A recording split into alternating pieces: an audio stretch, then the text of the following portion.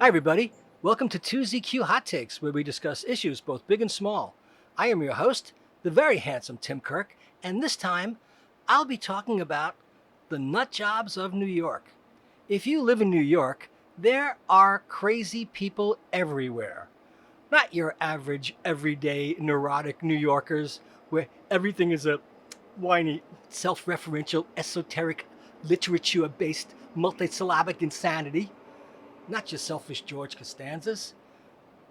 I'm talking about the guys who slam and shout. They manage to find things to make a lot of noise with. Loud, clanging, slamming sounds. Ping, bang, bang. Morning, noon, and night. The guys who stand in the middle of the sidewalk, laughing maniacally and pointing. Yeah, that's so easy to take. Comforting, too. I had one guy who was high or just nuts, looking at me dead in the eye, nodding, and pointing over his shoulder to something above the middle of the street, and he seemed to be asking if I saw what he was seeing too. Apparently, I did not. The weirdos who were too nosy just walk right up and poke their noses into whatever arouses their curiosity, never considering the consequences of their actions and who they might be intruding upon. Crazy. The ones who are attracted to flashing lights and shiny things. We got a lot of them. The flaky neighbors. They can be exhibitionists, louts, people with inexplicable hobbies, assumed serial killers like Raymond Burr in Rear Window. You just know that guy is totally psycho. You know it. You just look and try to figure out what the hell are they doing with all that crap? What is it? I have no idea. There are so many more. I do rather like the exhibitionists. They are not all attractive, not by a long shot, but they are funny.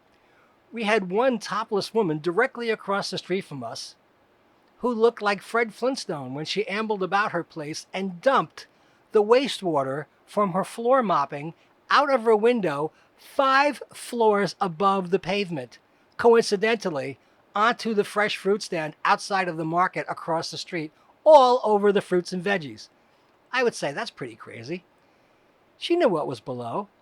The fact that she looked more like Fred Flintstone while topless, which was a sight to behold, I must say, and she didn't give a damn any more than if she was clothed, was a bit jarring as well. The people who get into prolonged, long-winded, highly verbose, harsh, staccato arguments that pierce the air and incessant nitpicking over really trivial, highly personal nonsense on the street and making a scene. They don't give a damn. I saw one today. The people all moved away and walked around as far as possible to get where they were going. The people yelling their beliefs and ideologies out to the air, to nobody in particular. We have a nut who everyone in Chelsea calls either the pirate or the buccaneer, who blasts pre-recorded Bible verses from a boombox he has sitting propped up in a stolen Home Depot shopping cart that he pushes along the pavement and sidewalks, and he wears a pirate hat, a tricorner pirate hat, a bandana, and an eye patch under his eyeglasses. Nut jobs arguing with the staff and other customers who just want to pay and leave, who are online at retail establishments like Trader Joe's, Whole Foods, and CVS. Geez, what the employees have to go through every day. They're not social workers. Street level syndrome, I call it. People being difficult in restaurants. What's the matter with you? Trying to prove a pointless point to someone who is busy struggling to make a living and or barely understanding the language just to aggravate the hell out of them. Really, you are. Just get the hell out of here, lunatic. Street people. The beggars. The ones who don't care. They either stopped caring or never did. How they are still alive is amazing, too. It's murder just to work for a living. I don't know how they can live. How they can survive is beyond me. My dad used to tell me about beggars he knew on Court Street in Brooklyn. One guy had been a lawyer and drank himself into the gutter. My dad could never understand how this guy lived for years and years on the streets of downtown Brooklyn, while if he got the flu and felt like hell, he was sidelined.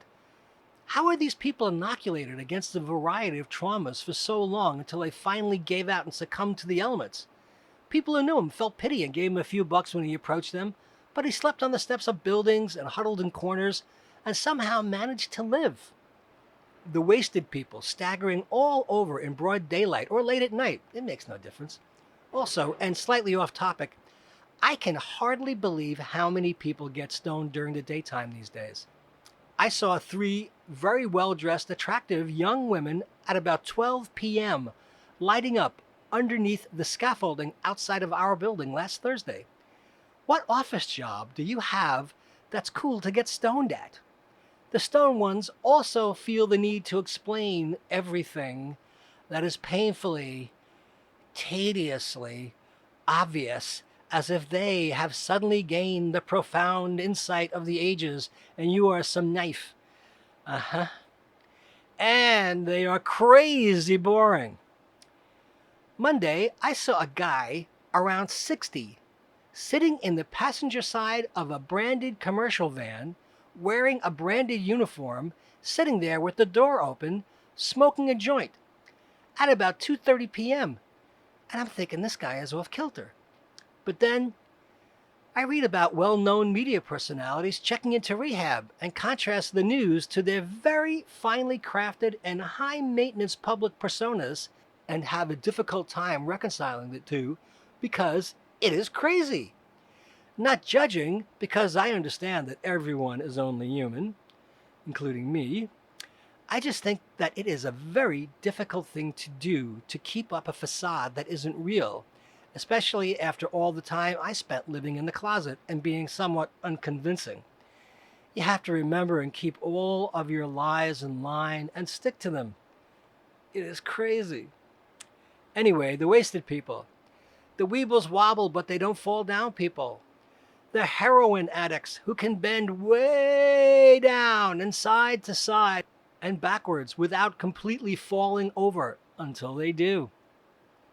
It's crazy to see the ones who look like hell, but when you see people who are otherwise decently attired and groomed, it is bewildering, and you wonder, what drug have you taken by recreational choice or by accident?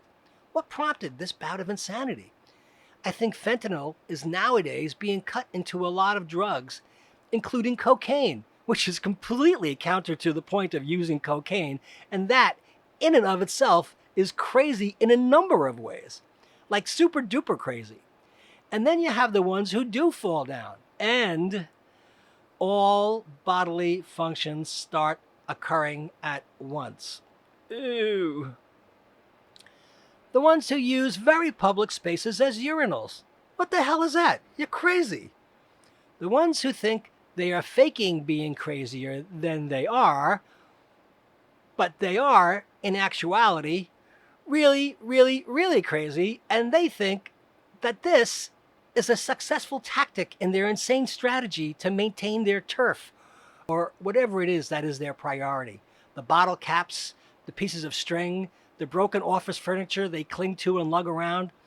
These people aren't trying to land a big contract. The people reaching into garbage cans.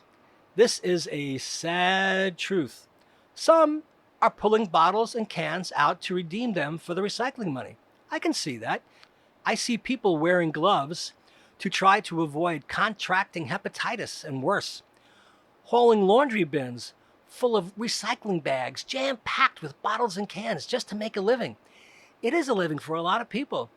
They also might be hungry and homeless, but hell, it is freaking crazy to eat out of a garbage can in New York City or anywhere. But the list of what can and is very likely to go wrong and the bald-faced desperation in that situation is insane and quite troubling. People who throw money away are crazy. This is a value judgment by me. I see coinage on the streets all the time.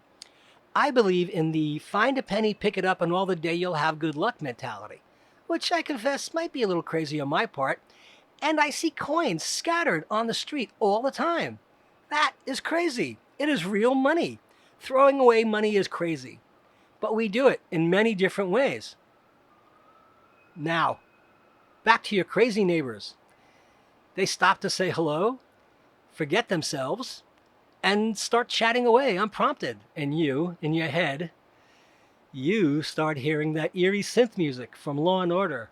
You know, the part when the guilty party gives themselves away, most of the time on the witness stand, and you, in your real life, everyone you're with, looks at each other with their head lowered, a quizzical look on their face, and eyes wide with the uh-oh face. And when is this going to be over in their eyes? And you realize how insane your neighbor is, and what a weirdo too. Yeah, that's not awkward. Then you breathe a sigh of relief, because as long as you can identify a crazy neighbor, you aren't the crazy neighbor, at least in comparison. Remember that. The people who can't get over a disappointment or just move on from some crushing experience, a breakup, a loss, they just can't pull themselves together. Come on now. You're stuck in place and you're idling on high. That's no good. They tend to lash out and, in my experience, take others by surprise. That's crazy. The drunks. Not people getting drunk. They're not drunks. Those folks are just out enjoying themselves, and they become indignant if you say they are drunk. They will attempt to exclaim that they are not drunk and slur their words. Usually by the time they finish their second Long Island iced tea. Those ones. Not heavy hitters, most of the time. They think they are still fine. But no. I'm not drunk. Okay, you're not drunk. But tomorrow you're definitely going to be hungover. They're just whooping it up, but they give cover to a lot of the nut jobs because they are attracting attention to themselves without paying much attention to themselves, and the nuts act out in their fallout. Drunks are crazy. Drunks know they are drunks and don't care if you know it too, as long as they get their booze. Yeah. God love you, yeah. Or they can be cranks. Shut up! Get the hell out of here! What are you doing there? You need to know. Or could also be the cousine, the guy from the 80s who still has a Monte Carlo, at least in his mind. The Monte Carlo was the automobile of choice for cousines, by the way. And if you don't know what a cousine is, that'll be for another story. Always needs to know something that's none of his business. Very inquisitive. Am I right? I look. I says, what are you doing there?